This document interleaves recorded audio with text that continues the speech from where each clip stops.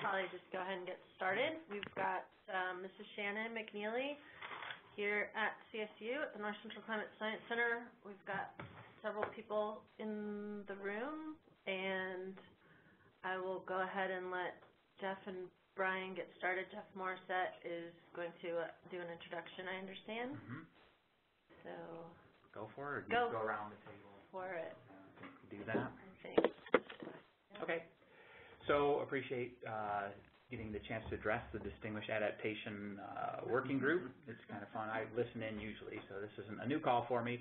But it was a result of some of the work that we've been doing with the Colorado Natural Heritage Program and Colorado Parks and Wildlife in the update to their State Wildlife Action Plan that's now about 4 or 5 years old and needs to be updated to meet the requirements for Fish and Wildlife Service funding by 2015. And so the CNHP, Colorado Natural Heritage Program, located here at CSU, contacted us and asked if we could provide them some assistance in getting climate data information kind of for the projections of their habitat mapping for this State Wildlife Action Plan. And I think it's particularly interesting because every state's going to be doing a State Wildlife Action Plan if they want any federal money. So it's kind of maybe has general applicability across climate science centers. Let me just move forward with this because I think I've got slides to go with more of a background, and then Brian Miller, who's kind of handling a lot of the social human dimensions of this analysis or work, will continue with most of the talk, and I'm just going to give an outline. So I'll do the background and I think maybe a little bit of the objectives, and then Brian will get into the methods, preliminary findings, and feedbacks and suggestions. We're definitely open to hear on that. So a slide I've used, I'm sure Betsy's seen this, others probably have, you might be tired of it. It's slightly updated. So instead of maximum entropy, I've got our SOM BizTrails workflow, scientific workflow in the bottom left corner. So what happens for habitat suitability, I haven't even had this graphic when I applied for the position to say what we've done for habitat mapping is, this is kind of a general strategy where you take point observations, you then add to them or correlate those or couple those with the predictor layers. So I think I can try to point here if I can. So you got your observations, points on the ground, radio telemetry or field observations or remote sensing. Somehow you've got kind of an idea of where things are in the landscape, and the modeling itself is generic. It's just whatever it is, presence, absence, or a count of the target of interest. What you then do is bring in your kind of predictors that you hope or suspect might be related to this. And this is not a shot in the dark. This is built on kind of the physics or kind of physiology or understanding of species, but you do kind of try to be more inclusive than less. And then what you do is statistical modeling techniques, and here we kind of have routines to quickly run through a general linear model, a random forest, multivariate adaptive regression splines, boosted regression tree, and in some ways this is almost like multiple GCMs. There's just different techniques, different ways to do this correlating of this set of field data with these predictor layers to get some predictions, and that's kind of what's down here is this kind of general, kind of trying to extrapolate in space the habitat for this species. And what's not necessarily shown on this graphic is the idea that behind this map of suitable and unsuitable is an understanding of the kind of the weighting or the factors that come into play here. How much was it, precipitation during winter or summer? That was the main driver of where you saw those points, and therefore the main driver of this habitat map. So that's kind of habitat modeling in a nutshell. If you're interested in more, we have training every 6 months on doing this habitat mapping with the scientific workflow. But the idea that I've said is that when we do it and we set up the resource for advanced modeling, in that you want to have, and this is an update, so Shannon, we got another one of your pictures here. I saw that. And Andrea's in there. Yeah, Andrea's in there, and Joe Barsugli. And so the idea is that for each of those 4 components, and there's overlap between those components, but for each of those 4 components, if you're going to break it down that way, you want to have people around the table that are very knowledgeable about each component. So you want the person who collected the field data that understands the species. So you want somebody up here who kind of has gone out and seen this thing and not just binary bits of whether the thing exists. You want somebody who understands those predictor layers that you're saying, well, when you take an average of day mets, monthly or summer precip, it's different, and it might be a little bit warmer or wetter in this region of the world than, say, PRISM data or some other model. And then you want to have statisticians that really kind of understand the computing behind it. And then you want to have a good interface to show those results. We have this visualization wall up in the resource for advanced modeling, and the manager who's going to kind of take it and run with it and use it. And so I've said this before. I showed this slide, and I said, we have this resource for advanced modeling because we think that it actually does a better job. And someone's asked me, well, have you got that documented anywhere to show that you end up with better stuff? And well, no, but we kind of feel it. We know it. It makes sense. It is pretty intuitive. But it's not something that you have a, location, data, materials, methods, results to kind of demonstrate what I'm showing on this slide here. So thus enter human dimensions and, kind of people who actually specialize in, kind of documenting that human interface and that document, that sort of objective of trying to quantify or at least a little bit of rigor into analyzing this situation. And so that's where Brian came in to help us with this, and the Colorado Natural Heritage Program in particular, because it's kind of a short turnaround. They needed sort of some maps by the end of June. It was starting in January. We're like, okay, we can kind of track this from beginning to end and kind of do some interviews of people before they come into the RAM. We can interview them while they're at the RAM. We'll probably do another session with the modeling, and it's kind of a closed 6-month kind of time frame, and so it lent itself to sort of some analysis. So I'll hand it over to Brian to get into the details of what, kind of how this is going to take shape. Yeah. Thanks, Jeff. So we have a couple of objectives driving this, as Jeff has gotten at in his intro. Not only to understand how, climate change research can be made sort of most relevant to the needs of managers themselves, but sort of the other direction, too, of how involving those folks in the modeling process might actually improve the research itself, sort of the two-way street there. And again, just to reiterate Jeff's point that our goal as well is to document the utility of this workspace, of the RAM. So this is a little bit redundant. Jeff mentioned CNHP and Colorado Parks and Wildlife needing to update the State Wildlife Action Plan, and in particular, they're focusing on 9 habitats within the state and trying to incorporate climate change into this assessment, which is something that hasn't been done before, at least in their case. So the workshop itself is meant to integrate climate change research with the planning process, and the workshop, this first workshop, I should say, took place over 2 days, March 3rd and 4th, so really recently.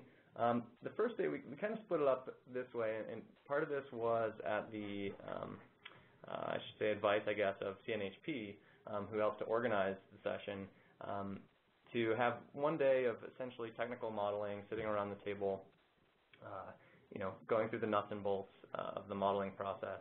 And the second day, making it a little bit more open and inclusive in that we'd present some of those very preliminary results on the first day, get some feedback, revise the models, and maybe even rerun them again on that second day to kind of look at how the revisions play out.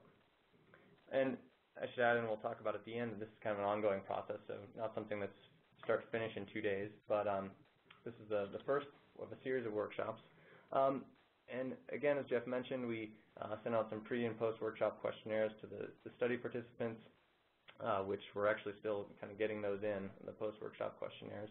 So we haven't analyzed them yet. But also, we were not only participating in the workshop, but trying to observe it and also to film it. And part of the reason for filming is that we're hoping to put this together in a manuscript and submit it to the Journal of Visualized Experiments, which uses a video format to present research and results. So for those of you that haven't been to the RAM or are familiar with it, I think most of you are. The RAM is essentially a room, but it has a lot of sort of benefits. It can fit 15 to 20 people around the conference table. There's a mini cluster of computers that can help to improve turnaround times of modeling results. So rather than waiting for a few days or even hours to do computations, you can do it in minutes, ideally. And then you can display those results on the visualization wall that Jeff mentioned, which is an array of 24 monitors.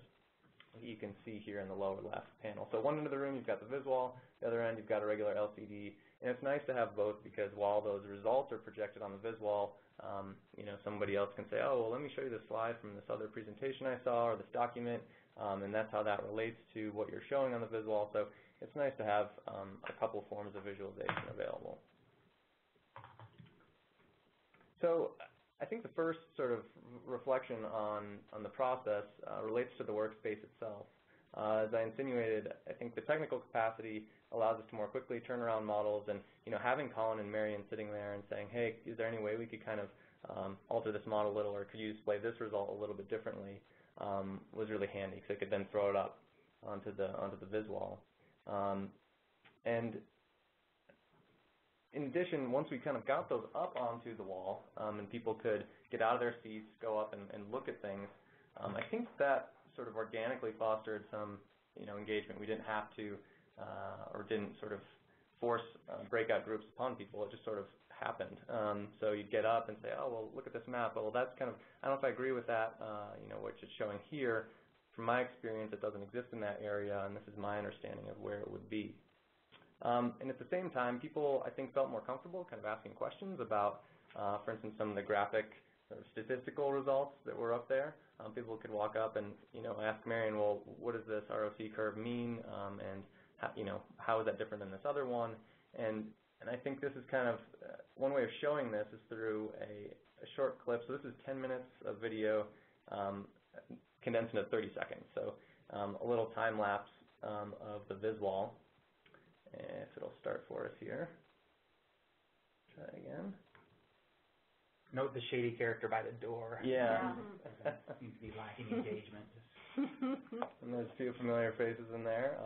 So you can see, Colin sort of flipping some of the visualizations, folks from sort of all parties mingling, moving around, pointing at stuff, checking it out. And so, yeah, this was, like I said, 10 minutes, but we actually have several other clips a lot like this. So people weren't just sitting there kind of falling asleep in their chairs while we showed them slides of maps. They could get up and talk about it. Can we show it again so I can? Sure. There's a really neat thing here because like the guy kind of in the taller guy in the light blue shirt came into the modeling room the second day. He wasn't there the first day. And he said, I don't believe in models. I don't do models. I don't trust them. And then you see this kind of like looking at it, pointing at it, engaging, and kind of, and the guy in the rust-colored shirt is with CPW as well. And so both of those are, ultimate users, and you've got them kind of really like looking at the map and engaged in kind of how it's made and what it means. And I think it was quite a, kind of change in their opinion through the 2-day session. So it's kind of neat to see CPW people pointing and looking at the map and stuff. So yeah, pretty neat. Are they both from Parks and Wildlife? Yeah. There's the third person there too. Yeah, they left the screen there, but yeah. The quote up on the top too. Yeah, that's in the corner there.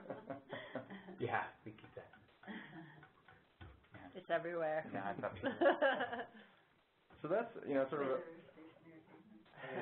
a bit about the sort of the technical capacity of the room, but I think there's some important points to take away from the process of the workshop as well. And part of that relates to a couple of folks sitting in the room here. So we had Andrea Ray and Joe Barsugli come up, one of them on each day of the workshop, to be there for the discussion of the models and also to give a little bit of background on sort of the appropriate use of climate data. And I've also injected just a few quotes from folks that were at the workshop and sort of what their reflections were on having this element of the workshop process.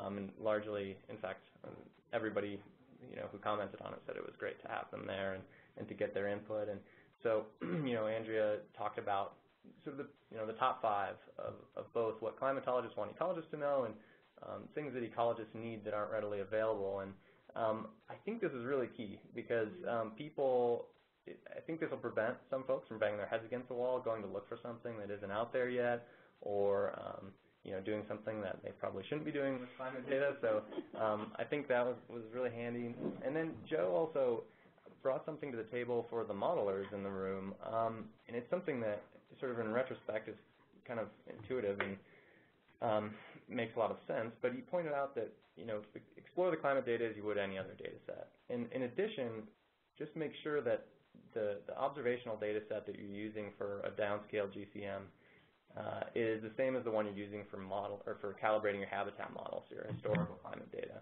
And that's an easy thing to miss. You might use DayMet for your historical modeling, but then when you go forward to project using a climate data set that uses NEX as its downscaling product, that could introduce additional bias into your model. So again, sort of a bit of something for everybody here, from having NOAA representatives, Joe and Andrea in the room. In addition to sort of the climate piece of things, I think folks walked away with a better idea of what the capabilities and limits and do's and don'ts of species distribution and habitat suitability modeling are. We spent a lot of time talking about sort of what to present. So this related largely to the difference between fundamental and realized niche. And so, species distribution models can tell us about what habitat might be suitable for a given species, but not necessarily where you can expect to find it. I like sort of Jeff's analogy of it's sort of like saying, well, if I plant a lodgepole pine here and put a fence around it, it could live, but that doesn't mean that if you go there, you're going to find it, because maybe it would be outcompeted by another species that would live in that area as well.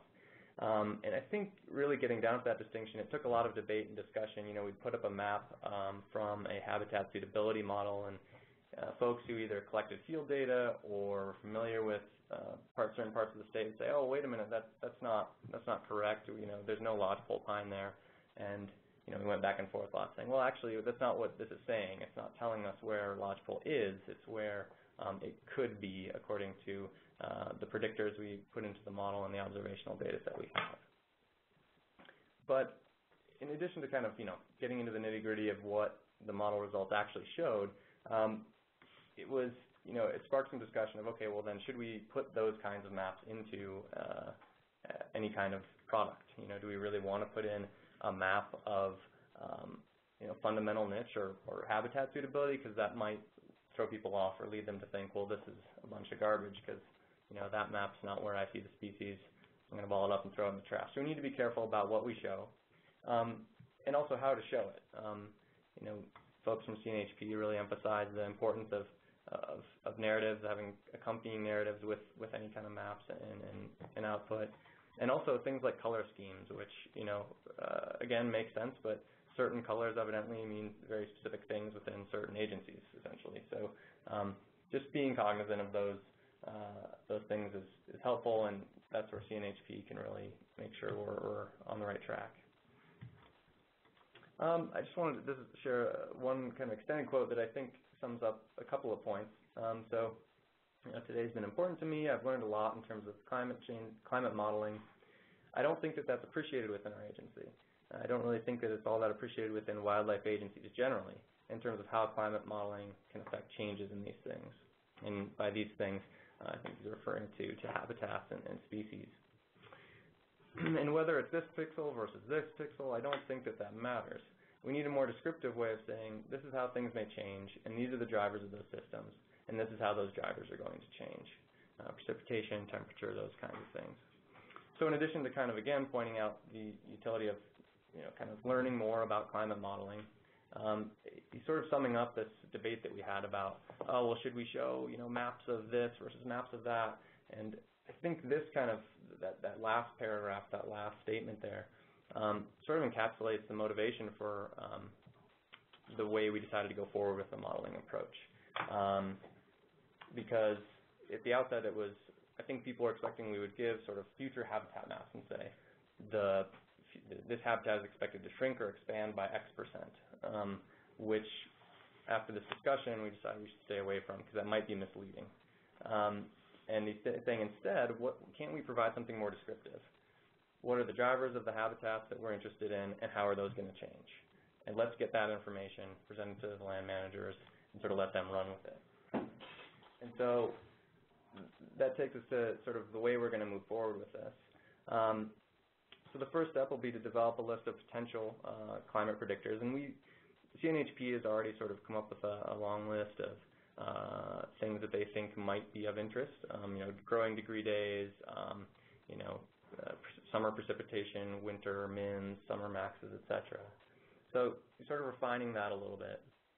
And then, in a sense, doing what we do with species distribution models and mapping habitat using historical climate predictors. But then, I think this is where things get a little bit more interesting.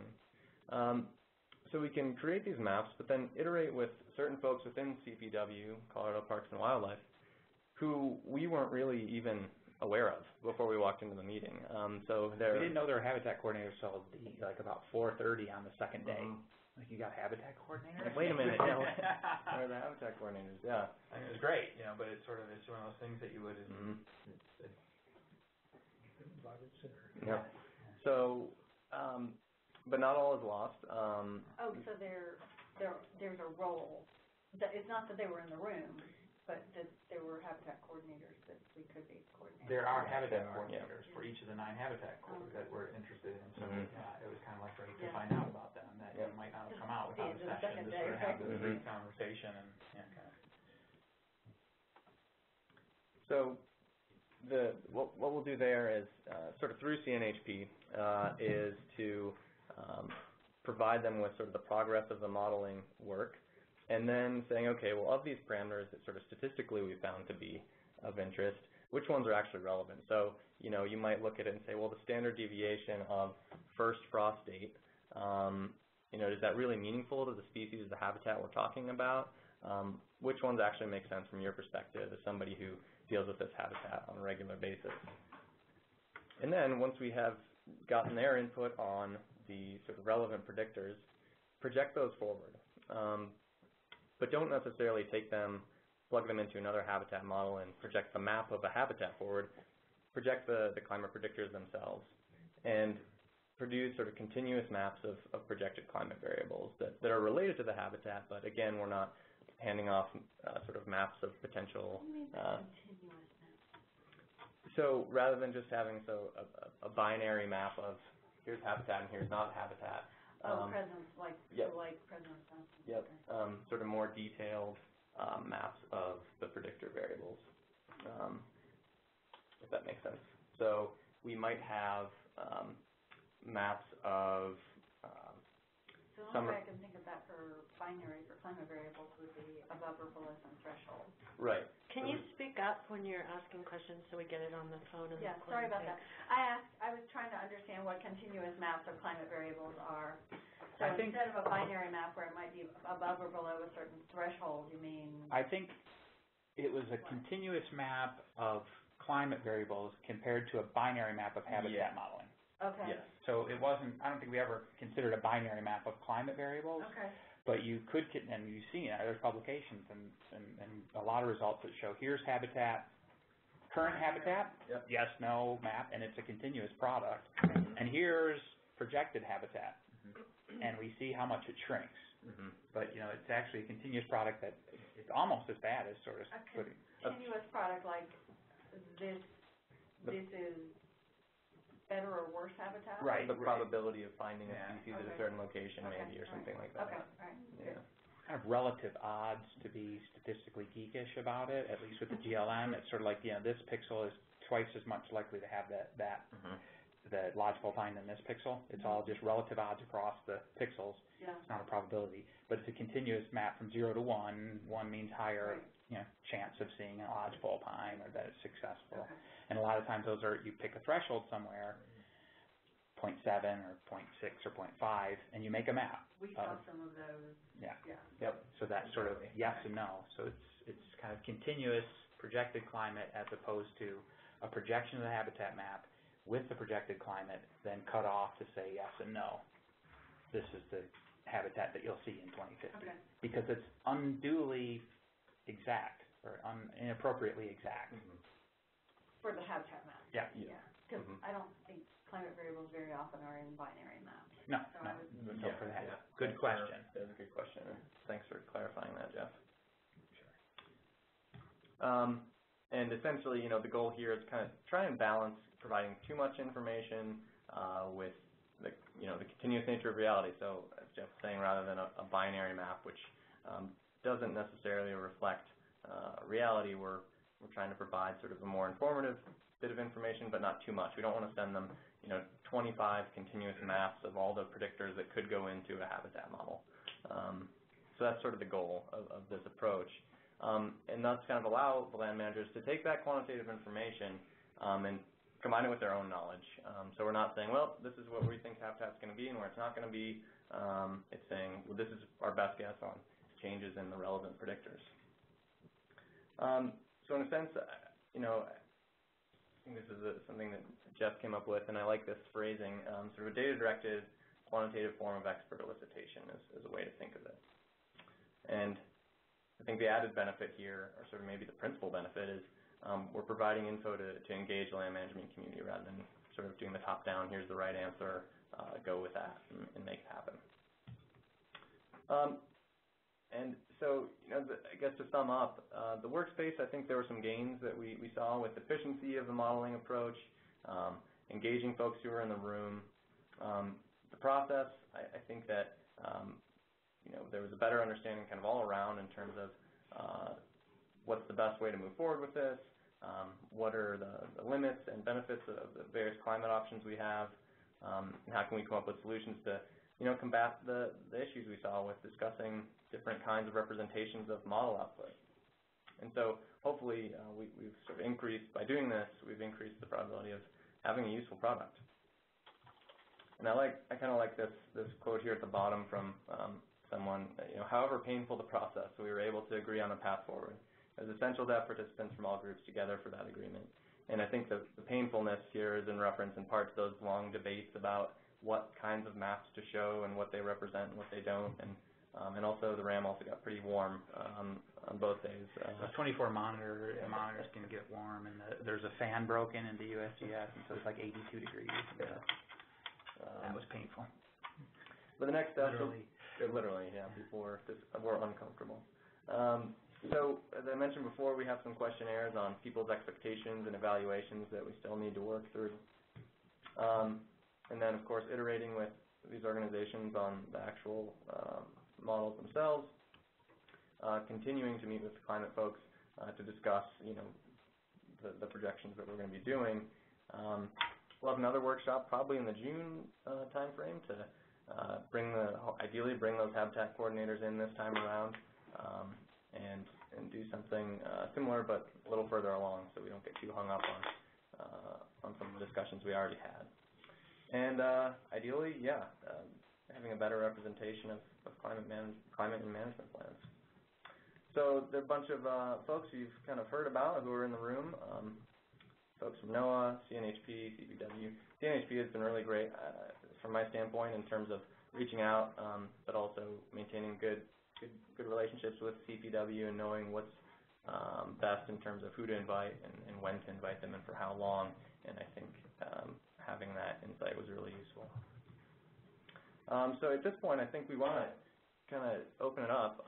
There are a couple of challenges that we face that I'm sure are common to folks working on similar issues.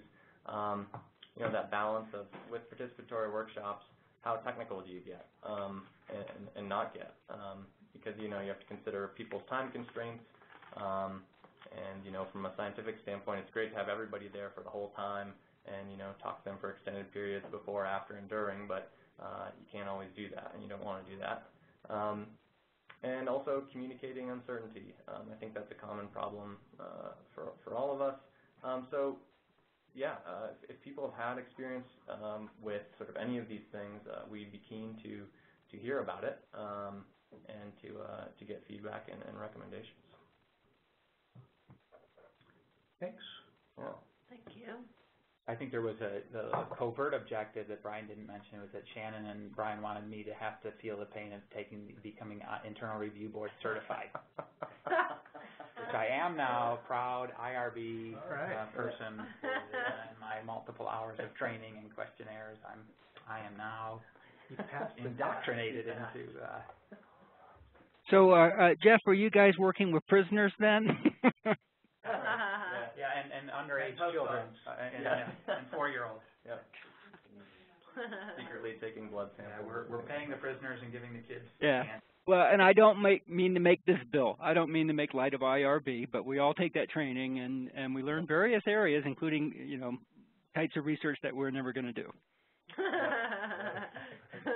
People that we're never going to harm by asking them about. Or yeah, habitat. but still, it's very valuable and important, and that so I like the point you make about uncertainty, because you were getting at that, Brian. So this is Bill Travis. Do you mind if I jump in now? Go for it, Bill. And Jeff, and it struck me that there's a lot of potential for finding that edge where you're overdoing it to the users or a more lay audience, or however we want to describe them, and maybe that could be even a process done in the room of getting people's response to different ways of expressing it as a cumulative density function, where it's anywhere above 50%. You're classifying it, and then see if different groups of users might be comfortable with a more fuzzy edge, or that would be a fun set of experiments to run. Psychologists do this with kind of made up data, but it would be valuable to have it with real data and real people who needed to make decisions. I really like that idea. And do you know, is there sort of a technical term for that kind of evaluation in the literature that we should be aware of? There's a field, they generally call it psychometrics. Okay. And it's really, the trouble is that, I think that among us, maybe Shannon's been there a bit, but among us, we tend not to look at that literature because it doesn't seem to apply. But two groups have tried, and we should look to them, and that's at a little decision theater, well, three really, a little decision theater or group center excuse my words, room at Columbia at the Global Change Institute there, the decision-making theater at Arizona State. Am I right, Shannon? Is it Arizona State where they have a decision theater funded by NSF, and then a private group, Decision Research Incorporated, out at Corvallis. And, they would, for instance, have engineers in the room, and they would try out different ways of expressing the probability that a valve is going to work in a nuclear power plant. You get where I'm going. Yep. But they're interested in how the important decision makers are thinking about uncertainty and how you can express it in ways that help them, judge the value of additional information. And it struck me that that's kind of what you were getting at, and Jeff was saying, when you were having to make these black box decisions as to what a pixel would be classified as. Well, you could lighten that up a lot, or you could lighten it up to where it stops enlightening the user, if you get my point. Yeah, great suggestion. Thank you. The Parks and Wildlife folks in the room, where were they from geographically?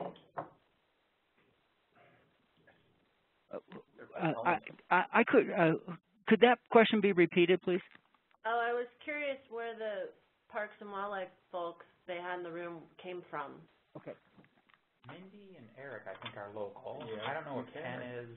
Oh, well, maybe I'm mistaken. And then George, is that the other George, guy? yep. And that was it, right? That was it, yeah. So they didn't come from parks or field offices, right? Right. Yep. And I think that'll be the next thing, is bringing those habitat coordinators who are, in different parts of the state to actually see if we can get them in the room, or even virtually in the room. We might need to go out to them.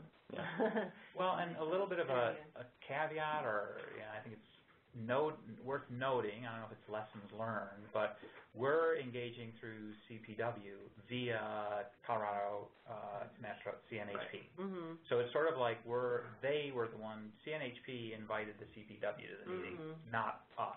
Right. So we now we could certainly go to, and I think we got to continue along that route.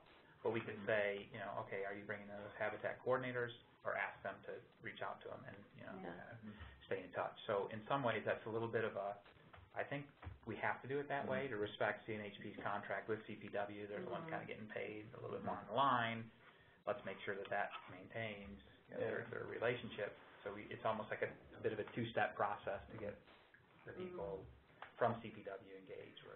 Because the reason I ask is because where my mind goes with this is I'm wondering if you got much feedback from them about how this type of information would actually influence management decisions.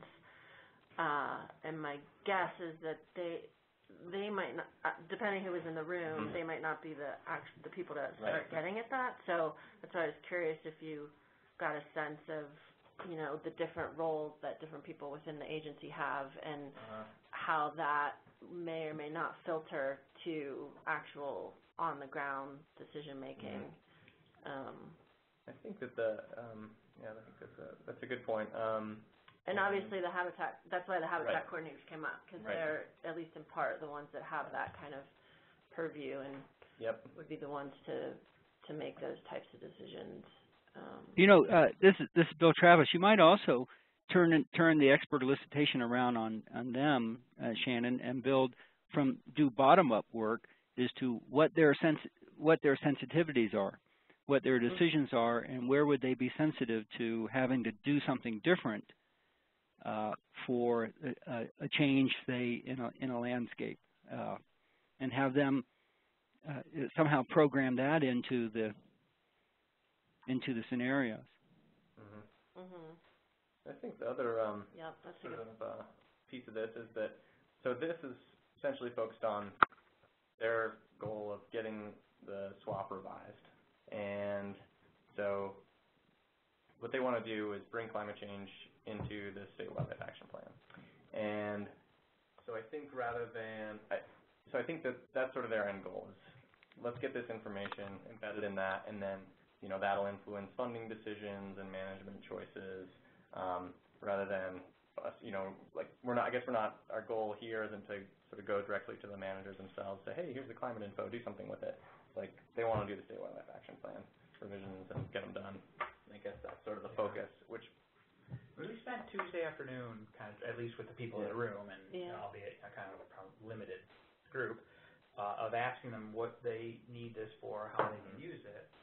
I think part of it's like checking the box off, so they get Fish and Wildlife Service dollars. Right. Not to put words in their mouth, but that's the driver is that this is a funding requirement. Right. Fish and Wildlife Service, that you have a climate change component. But then Eric brought the guidance from Fish and Wildlife Service of how to include climate, and that was really interesting because if I've read it before, it didn't really register with me. Pretty general and pretty vague. From U.S. Fish and Wildlife Service. Yes, on how to bring best practices for bringing climate change to your State Wildlife Action Plan. And, I think it was like be spatial and quantitative as opposed to general and aspatial. And so that's good, but you're like, okay, how? So I think they really sincerely wanted to follow these best practices, but in some ways we're like, we're not sure how. Right. Well, and your piece about fundamental versus realized areas, that is what triggered that for me, because that's where you're really going to start to get it. Some of that stuff is out in the field and talking to people. And that's going to be, and they said I was like, can you express to your managers or your constituents the difference between realized and potential inch? And they said no. We can't. That's not going to make sense. I'm like, well, that's trouble. It's fundamental understanding of how habitat models work. Right. And so that's where we were like, well, so never show them a habitat map, but where this thing exists is a big function of summer precip, winter temperatures, and how long the season is. And they can buy, and then the habitat coordinators buy into that. They kind of approve it or kind of modify it or kind of add things or detract it, and then you project those climate drivers. So you avoid this sort of realized potential because of that sticky point. You don't do habitat, and because the only thing we're going to do is potential habitat with this modeling technique. Right. And if they're never going to be able to kind of get that to their constituents, then let's just show them projections and kind of show this highlight of what could kind of be perceived as climate refugia. There's not much changes happening here, and this is where it is now and where it will probably persist, and climate's not changing much in these high elevation kind of west slopes or something like that. So, and one more quick question. Are the habitat coordinators regionally based, or are they all in Denver? They are regionally based. They are, okay. I think they're in different places, but they're statewide habitat coordinator. Okay, for one specific. So what are the examples of how the different habitats break down in the 9 habitats? I should have put that up. There's lodgepole pine, there's ponderosa pine, there's shortgrass prairie, tundra, stuff like that. But I think so there'll be one habitat coordinator for the whole state for X habitat. Okay. And I think they're located more like where that habitat is. Yeah. Okay. So I guess I have a more general question. If we step back a little bit, looking at sort of this collaborative visualization, and to me, sort of being able to define how we would use this to sort of look at co-development of either research or management actions, or use this as a knowledge sharing tool. Are you tracking in its way of workshop evaluation or other things of how effective this sort of type of interaction, this method of participatory engagement is useful, and then what other, I guess, new features would be enhancements to this type of approach to make it, usable with other applications. There's plenty of other type of analyses that this would be useful for outside just habitat modeling. So if you guys looking at that, is that something that's part of your interest? I mean, by the title of the talk, that's what I was sort of thinking about. What's the broader usage, and what are the lessons learned? How do we maybe move forward? I need to probably answer, and then I could follow on. Sure. I think that is, especially on this quantitative. And that's where I was stumbling. I'm like, I think it's good to get people in a collaborative workspace. How do we, we're not going to make habitat maps in the dark and then put them out in the State Wildlife Action Plan in a parallel universe. That's kind of like, I don't know, that's like what the quantitative physical scientist tends to do, is like controlled experiment and this, and you guys are great at saying, no, you don't have that. How do you do it? And so that's kind of what Brian's trying to establish a bit. The evaluation piece, I mean, we try to do a little bit of before and after kind of questionnaires to get at, how does this change, how people perceive climate data, uncertainty, habitat modeling, things like that. And I think that hopefully that can demonstrate some sort of broader gains in this approach.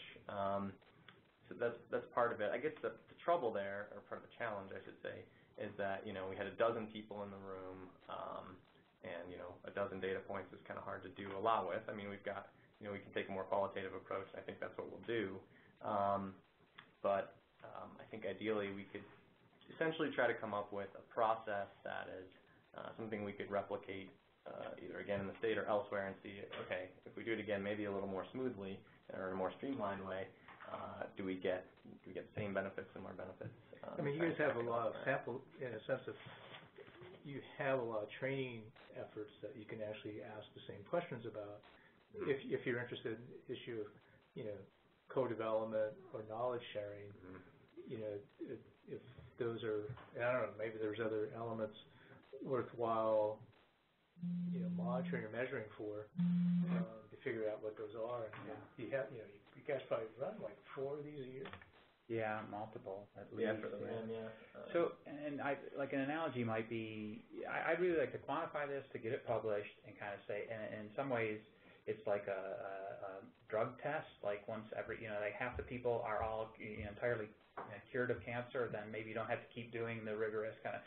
I don't know how much we want to spend quantifying the utility of coming together in a workspace that everybody leaves happy and more informed. I think that we've kind of got a pretty good system, and I think it's, so what, building up the information and kind of keeping notes is great, but one of the things maybe to think about is how the interview process relates to, so the interviews that are going on with Dry or in the Plains and Prairie Pothole region, and then when Barry Noon sits down with Susan Scoggin to do some modeling with habitat modeling, the interviews come into somewhere in this picture to get you to say, well, this person, this is what they can do stuff with. So instead of more extemporaneous, sort of like, how are you going to use this data? You know that a little bit more going in, and you could customize your output or make sure that at least those people are there, and a session to say, this is what you guys said is important. Here's what the modeling can do for you. This is what it can't do.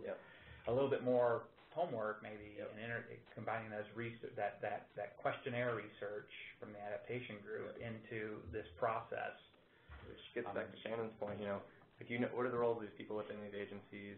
How their institution structured, et cetera. What kind of decisions do they have purview over? It would have been kind of neat to have that almost more like displayed, and have the 4 people we had here, how they relate in that matrix of people and decisions. And so I think that we can continue to kind of quantify or describe how co-development is happening, but at the same time, we should really think about actively building on it with the questionnaires and the understanding that adaptation group can bring to a session in the RAM or any collaborative workspace. And it doesn't necessarily have to be here. I mean, there's some advantages on the modeling side with the wall and the 100-node processing, and the data's just sitting there.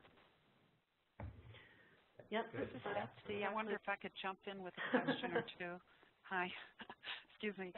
Hey, my question is, well, it'd be great to see an example, or to run through one of the habitat types. But I was curious to see how the results might differ from what we've used in the past with Jim Worrell's work or Ray Felt's work.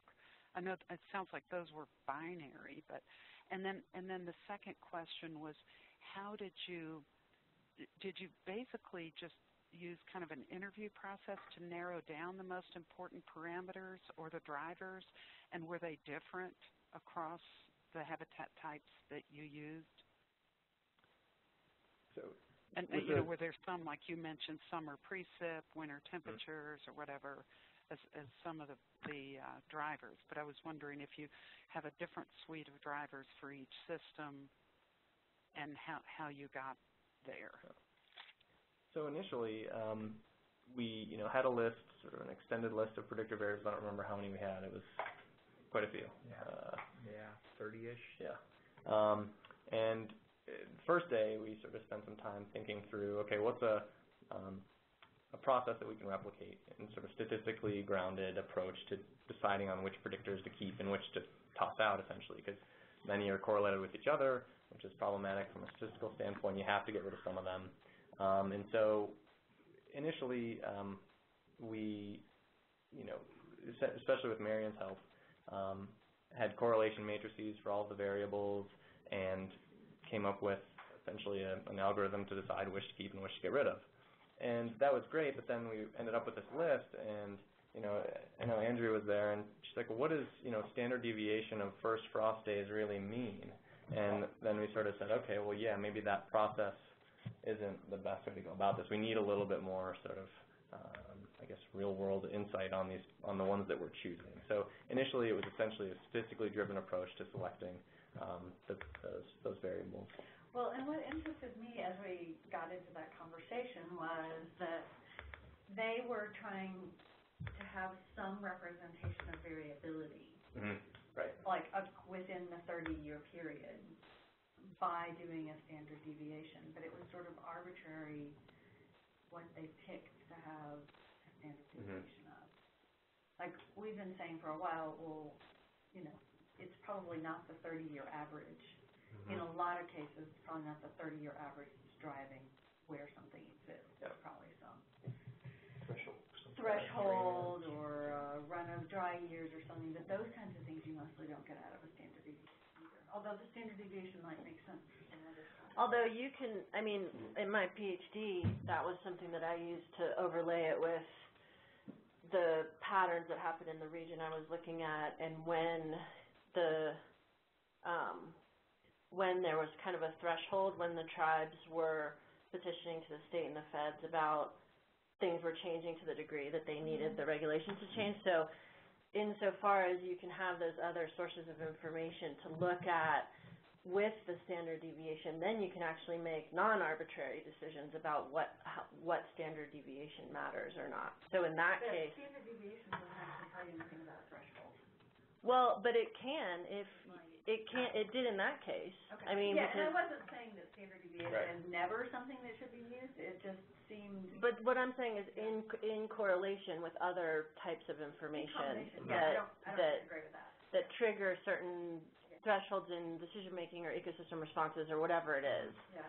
So in that case, it was when temperatures were warm enough that it was changing moose behavior, thereby changing harvest success of the tribes. And I could map and see when the issue showed up in the regulatory system based on the temperature record and where the standard deviation fell. And sure enough, it was every time it came up, it was outside a standard deviation of temperature variability that they were having problems. Meaning that you hit certain key high or low temperature? High, yeah, warm anomalies, yeah.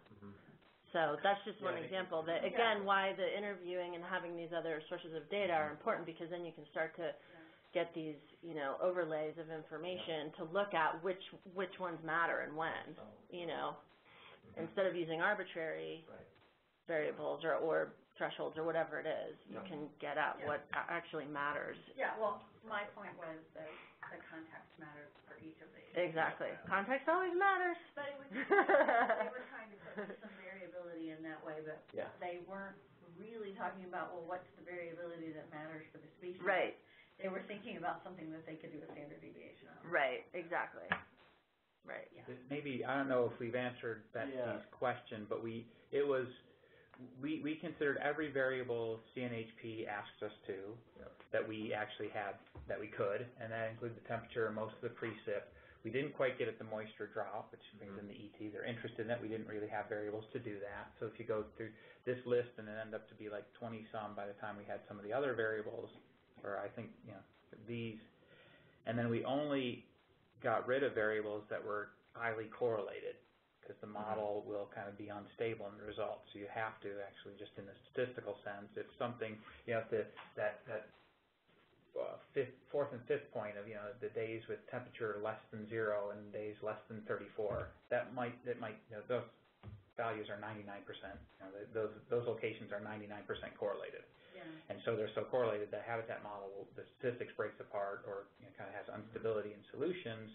So you got to pick one or the other, and we picked the one that had the most predictive capacity in itself. But what I was suggesting was you might, where you have several that are very close together, you might take a look to see how well you think you can actually predict them. Because, so for example, the minimum temperature lower than minus 34 degrees C is in most places, it's an extreme. And it's going to be a lot harder to get a handle on that than it is to get a handle on 0C. Yeah, and that's where it sort of, that became a bit more subjective, as opposed to looking at the software that says this predicts, you know, this does, by itself it explains 30% of the variability, the other one by itself predicts 25%. You just got a repeatable quantitative method to say 30% and pull out. So, those are good questions. I don't know that I would use the word subjective. It's more like use some of your prior knowledge about what climate you might be able to predict better than others. And predicting an extreme value, like minus 34 degrees C, is a little harder than. Yeah, that came up. I mean, we I talked with didn't you and Joe have use gone that like, okay, so. Anyway, we're at the hour, so I don't want to keep people. Did anyone else on the phone have any other questions or comments before we? This is all that's keeping people from spring break. Yeah. I appreciate everybody that did call in. It's CU's a different schedule. okay. There's more ways than one. I think it's weekend first. Anybody? Thanks No, for the thanks. comment. That was great. That was really good. Yeah, thanks for joining us, everyone. Okay. Yep. Thanks, Brian and Jeff. Have a great weekend. Thanks a lot. All right, you too. Bye-bye.